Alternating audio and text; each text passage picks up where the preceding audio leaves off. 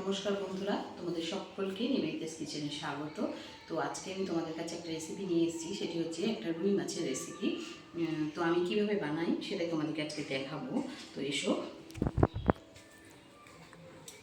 তো দেখো, এখানে আমার লাগছে একটু জিরে ফোড়ন, তেজপাতা, এখানে গোটা ধনে, গোটা জিরে বাটা, এখানে আদা রসুন পেঁয়াজ বাটা, এখানে লাগছে পেঁয়াজ কুচি, টমেটো কুচি আর কিছু আলু।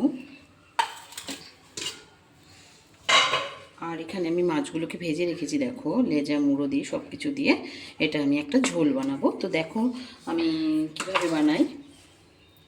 তো প্রথমে আমি একটা তেলের মধ্যে কড়াই গরম করতে দিয়েছি, কড়াইয়ে তেল গরম করতে দিয়েছিলাম, তাতে একটা তেজপাতা দিয়ে দিলাম আর কিছু জিরে ফোড়ন দিলাম।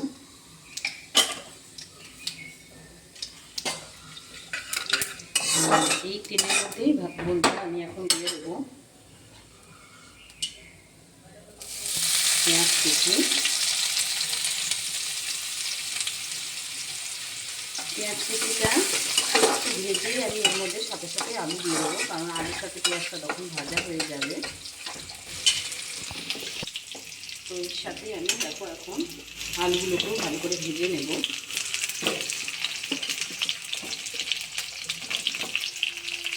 আলুগুলো দেখো পেঁয়াজটা বেশি ভাজলে আলুটার সাথে যখন আমি এর মধ্যে আলুটাকে ভাজবো তখন পেঁয়াজটা অনেকটাই পুড়ে যাবে। তো সেই কারণে আমি পেঁয়াজ আর আলু একসাথেই দিয়ে দিলাম।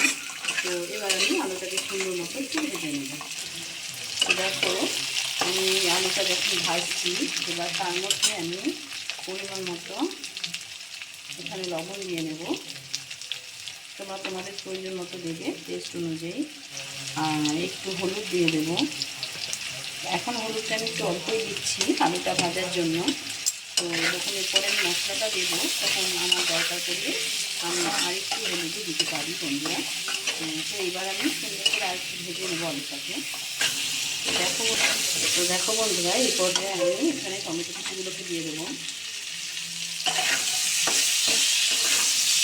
আর টমেটো কুচিগুলোকে একটু নেড়ে নিয়ে তার মধ্যে বাটা মশলাগুলো দিয়ে দেবো। এখানে হচ্ছে পেঁয়াজ বাটা, রসুন বাটা, একটু আদা বাটা, অল্প পরিমাণে তোমরা দেখতেই পাচ্ছ। আমি খুব বেশি মশলা ইউজ করছি না বন্ধুরা। আর এর মধ্যে একটু দিয়ে দেবো পরিমাণ মতো ধনে জিরে বাটা, তো খুবই অল্প পরিমাণে। তো এইবার আমি এর মধ্যে একটু জল অ্যাড করবো। তোমাদের যেটা বলেছি, আমি যখন মশলাটা করতে দিই তখন আমি এর মধ্যে একটু জল অ্যাড করি। তো এই পর্যায়ে আমার মনে হচ্ছে একটু হলুদ আমার লাগবে। তো একটু হলুদ আর একটু লঙ্কার গুঁড়ো তোমরা তোমার স্বাদ মতো দেবে বন্ধুরা, যে যেরকম খেতে ভালোবাসো। এবার আমি এটাকে সুন্দর করে যতক্ষণে না তেল ছাড়ছে মশলাটা থেকে ততক্ষণ আমি সুন্দর মতো কষিয়ে নেব। তো দেখো এখানে বন্ধুরা মশলাটা আমার খুব সুন্দর মতো কষানো হয়ে গিয়েছে। আর এখানে মধ্যেখানে আমি একবার ঢাকনাটা খুলে নাড়িয়ে দিয়েছিলাম। তো দেখো কতটা সুন্দর একটা কালার এসছে। যতটা সুন্দর মতো কষানো যাবে বন্ধুরা, আমার মনে হয় যে কোনো রান্না ততটাই স্বাদ বেড়ে যায় কষানোর উপর সব কিছু। তো তোমরা প্রত্যেকেই যে যেমনই রান্না হও না কেন অল্প পরিমাণে মশলা দিয়ে তোমরা যে সুন্দর মতো কষাও। তো দেখো এখনই আমার আলুটা বেশ সিদ্ধ হয়ে গেছে।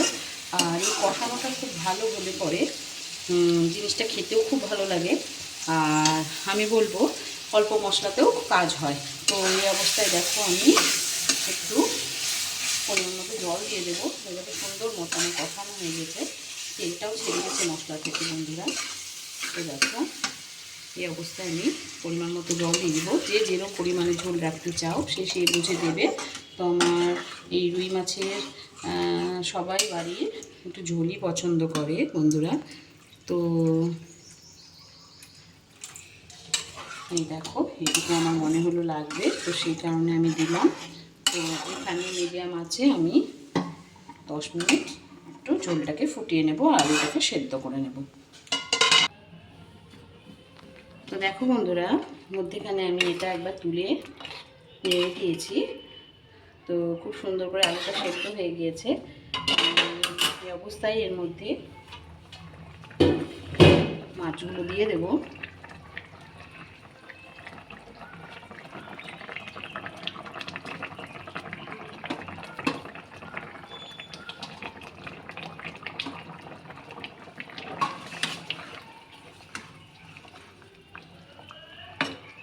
তো এখানে মাছগুলোকে আমি হাই ফ্লেমে 5 মিনিটের জন্য একটু ফুটিয়ে নেব।